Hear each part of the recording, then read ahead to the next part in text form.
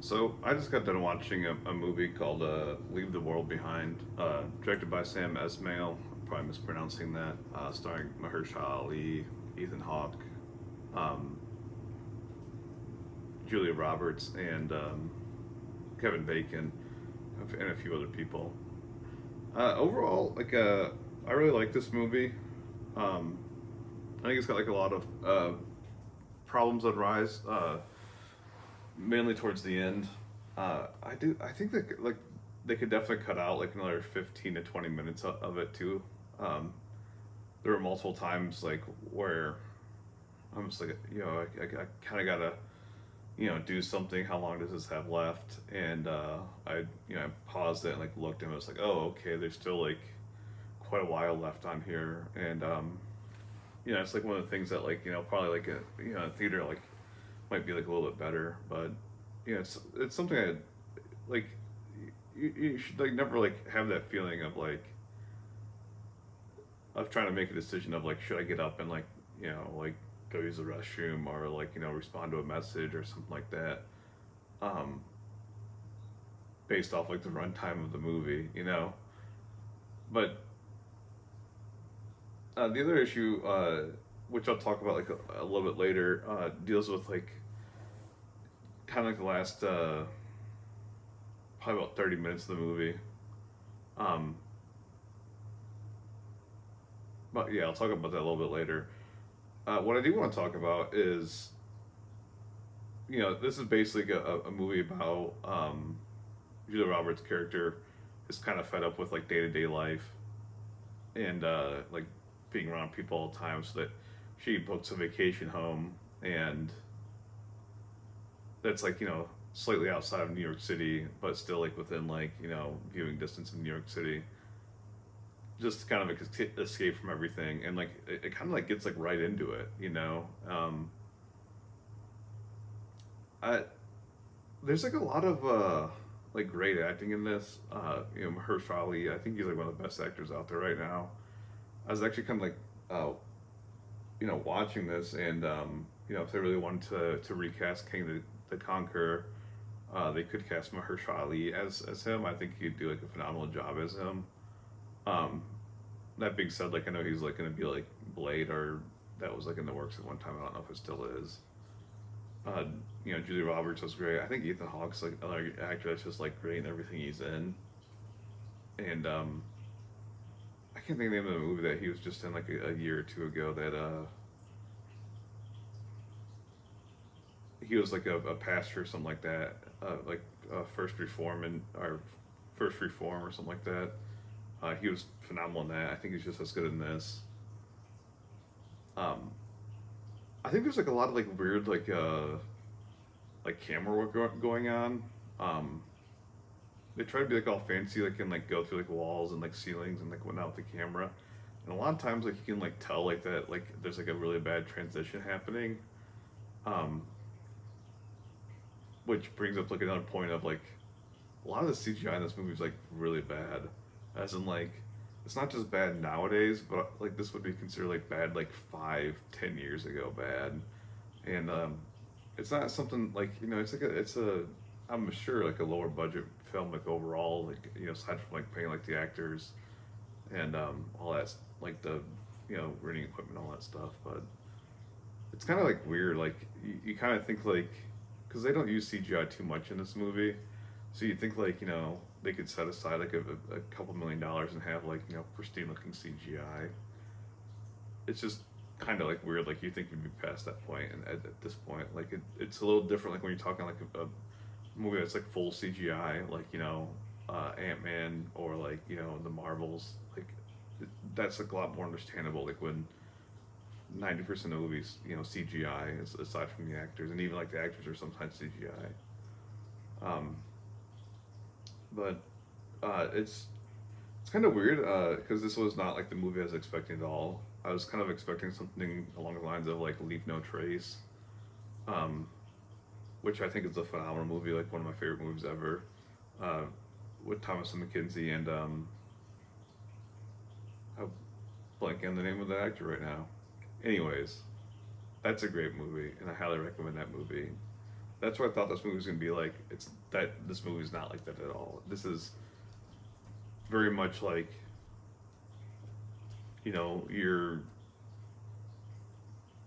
It's almost like a mystery in a way, but like a very like high anxiety mystery.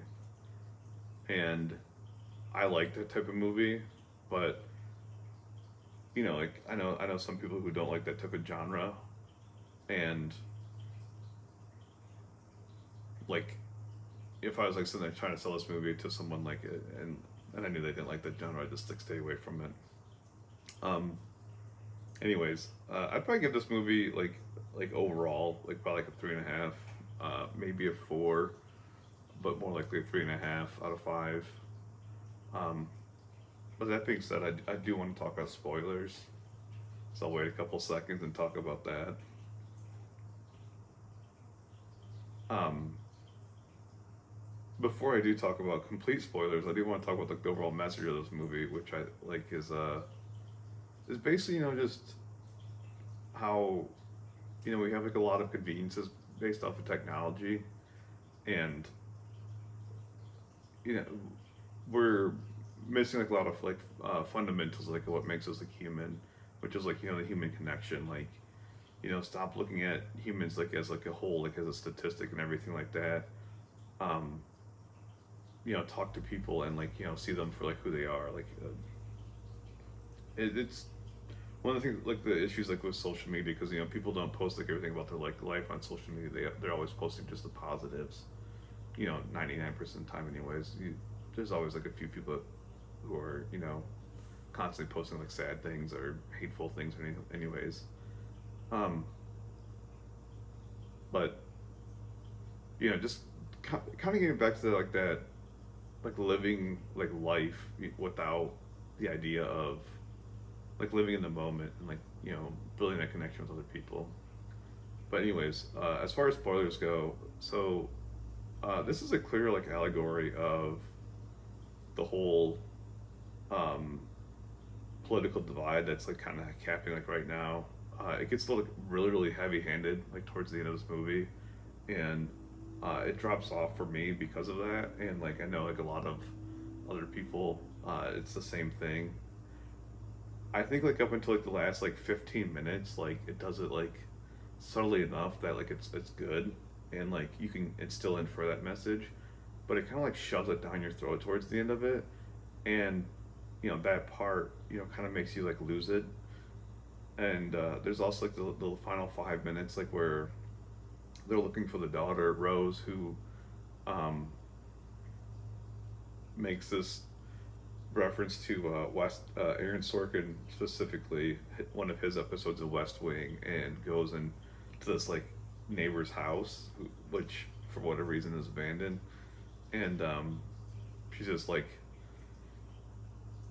binging junk food basically, and like that she hears her family calling for her, but instead she like looks down a hallway and for whatever reason like decides like walk down the hallway, and like finds this like bunker, like this doomsday bunker basically that has backup generator because everyone else has like lost electricity at this point. And finally watches like the last episode of Friends, which it's kind of like one of those things like where it kind of like pisses you off, because like there's like 6 different like storylines that are happening that like they just like kind of abandoned, because like it's not the point that they're trying to like portray. But at the same time it's just like, give us like some resolution, like,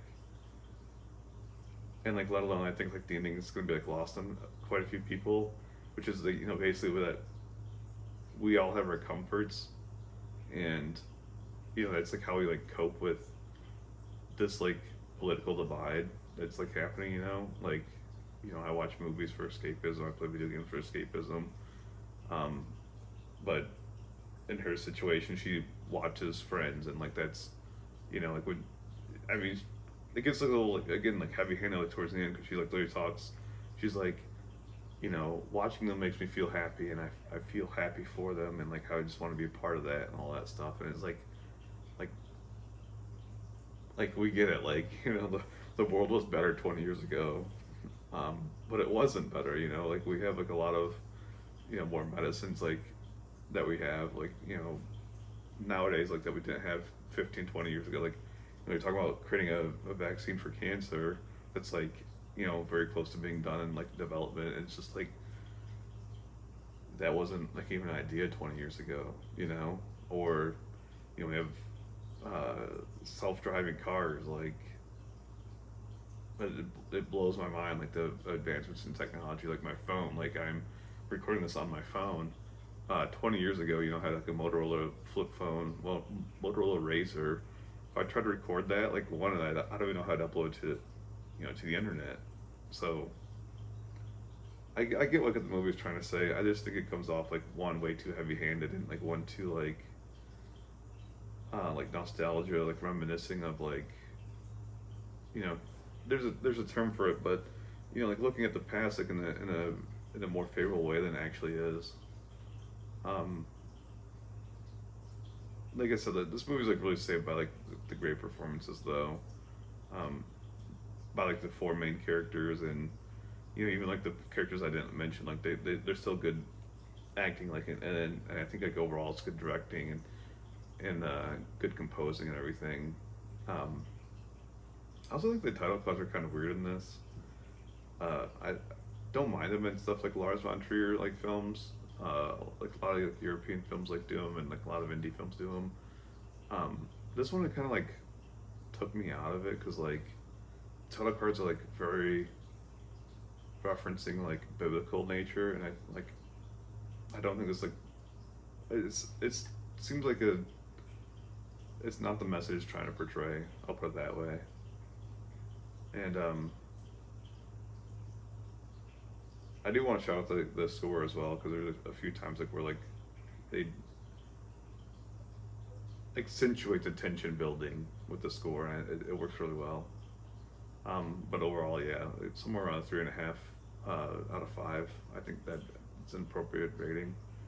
Um, Anyways, that being said, uh, I've added quite a few movies like on my list. As far as like reviews coming up, The Color Purple, um, which is like a remake of a older movie. Um, the new George Clooney directed movie, and then there's another movie I just saw that came out on video on demand, on renting and all that stuff. But I can't think of the name of it right now. But anyways, I'm sure those two movies like will get some sort of like Oscar recognition. I don't know, like what extent, but I'll be definitely watching those in the next few days. Anyways, bye.